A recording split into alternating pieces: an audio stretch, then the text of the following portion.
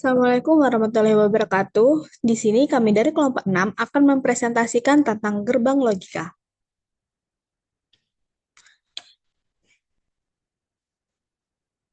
Sebelumnya, perkenalkan saya Doroti Farah Kamila Faradisa dengan RP 003 dan teman saya Amirah Naila Nurhadi dengan RP 027.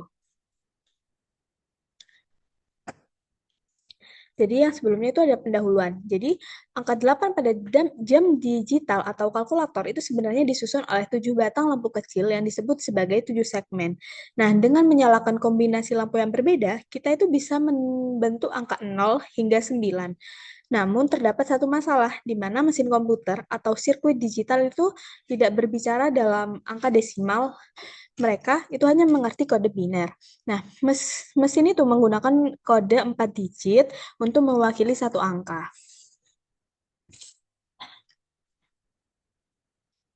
Jadi langkah yang pertama yaitu kita membuat tabel kebenaran. Nah, pada slide ini kita itu melihat tabel kebenaran untuk rangkaian 7 segmen digital. Nah, tabel ini tuh menjelaskan hubungan antara input biner dan output segmen A sampai G, yaitu bagian mana yang harus menyala agar membentuk angka 0 sampai 9. Nah, pertama, perhatikan kolom paling kiri, yaitu desimal. Ini tuh adalah angka yang ingin kita tampilkan, mulai dari 0 hingga angka 9. Nah, kemudian angka desimal tersebut itu dikonversi menjadi kode biner 4 bit yang ditunjukkan oleh kolom DCBA. Nah, 4 input ini nantinya itu akan diproses oleh rangkaian gerbang logika seperti AND, OR, dan yang lain-lain. Selanjutnya, pada bagian kanan tabel itu terlihat kolom A, B, C, D, sampai G. Ini tuh adalah segmen pada 7 segmen display. Nah, nilai 1 itu artinya segmen menyala, sedangkan 0 itu artinya segmen mati. Misalnya, untuk angka 0, semua segmen itu menyala kecuali segmen G.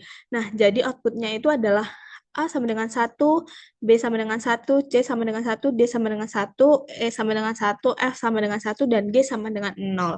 Nah, untuk angka 1 hanya segmen B dan C yang menyala. Dan untuk angka 2, kombinasi segmen itu berubah lagi. A, B, D, E, dan G menyala. Nah, dari tabel ini, kita itu bisa merancang fungsi gerbang logika untuk setiap segmen. Nah, setiap kolom segmen ini akan menghasilkan persamaan logika berdasarkan baris mana yang bernilai 1. Jadi, intinya tabel ini itu menjadi dasar analisis untuk merancang rangkaian pengendali 7 segmen menggunakan gerbang logika. Karena tabel ini ini itu kita tahu kondisi on atau off setiap segmen pada setiap kombinasi input binernya. Next. Nah, langkah selanjutnya yaitu menemukan pola dengan peta Karnaugh. Nah, jadi di slide ini kita itu mulai masuk ke bagian peta Karnaugh. Nah, peta Karnaugh ini digunakan untuk menyederhanakan persamaan logika dari tabel kebenaran sebelumnya. Tujuannya itu untuk mencari rangkaian gerbang logika yang paling sederhana untuk menyalakan tiap segmen. Next.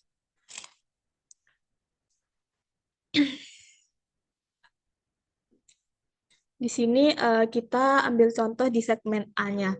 Jadi untuk segmen A itu kan kita mengisi Karnaugh map-nya itu berdasarkan baris pada tabel kebenaran yang outputnya itu 1. Jadi sumbu horizontal itu mewakili pasangan bit CB dan yang vertikal itu mewakili pasangan DA.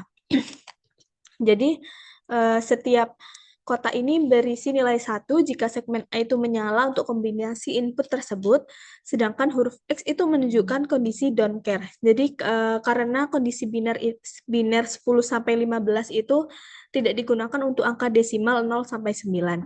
Jadi setelah kita kelompokkan angka-angka 1 di dalam peta ini, kita tuh dapat menyederhanakan persamaan logikanya menjadi bentuk yang lebih efisien. Next. Next. Nah, di sini langkah selanjutnya yaitu setelah kita melakukan pengisian peta Karnaugh untuk setiap segmen, langkah berikutnya yaitu menurunkan persamaan logika yang paling sederhana. Jadi hasil akhirnya itu adalah persamaan yang terlihat pada tabel setelah ini. Next. Jadi setiap segmen dari A sampai G ini memiliki fungsi logika yang berbeda, karena setiap angka 0 sampai 9 itu menyalakan kombinasi segmen yang berbeda pula. Jadi, saya ambil contoh di segmen A lagi, itu persamaannya kan ada Y sama dengan B plus D plus AC plus NA NC. Jadi persamaan ini berarti segmen A itu akan menyala jika B sama dengan 1, atau D sama dengan 1, atau A dan C sama-sama 1, atau A dan C sama-sama 0. Jadi semua kondisi ini tuh diperoleh dari pengelompokan satu pada peta Carnot, sehingga persamaannya itu jauh lebih sederhana dibandingkan bentuk aslinya yang panjang.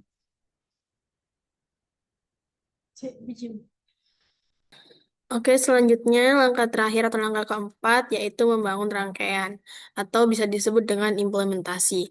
Tahap terakhir ini tuh merakit komponen elektronik berdasarkan resep tadi dengan menggunakan gerbang logika yang berfungsi sebagai saklar cerdas, di mana N itu nyala jika semua input masuk, OR nyala jika salah satu input masuk, dan NOT itu membalikkan sinyal atau nyala menjadi mati dan sebaliknya.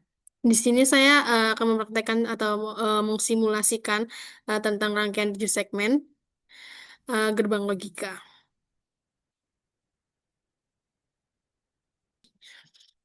Oke, di sini saya akan menjelaskan jika ingin mendapatkan nilai 0 di LED seperti ini, maka kita tulis di sini itu 0, 0, 0, 0. Dan jika ingin 1, maka 0, 0, 0, 1 seperti itu. Dan jika 2, 0, 0, 1.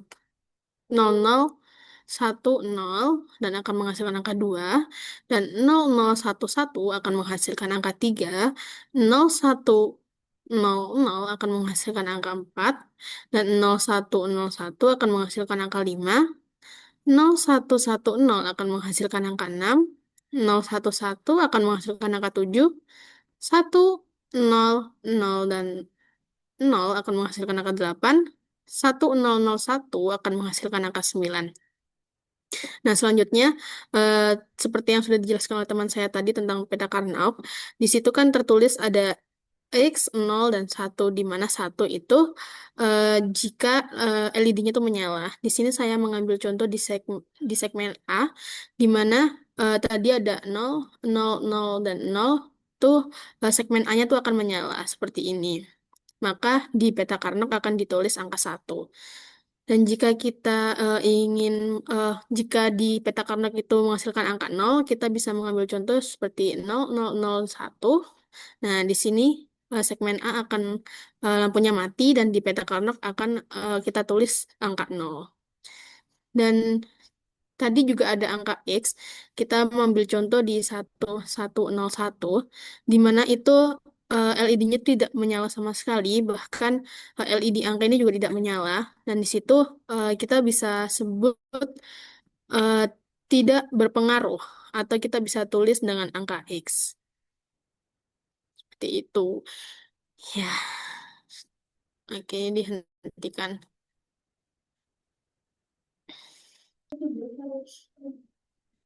Oke, sekian dari kelompok kami. Maaf jika ada kesalahan kata. Wassalamualaikum warahmatullahi wabarakatuh.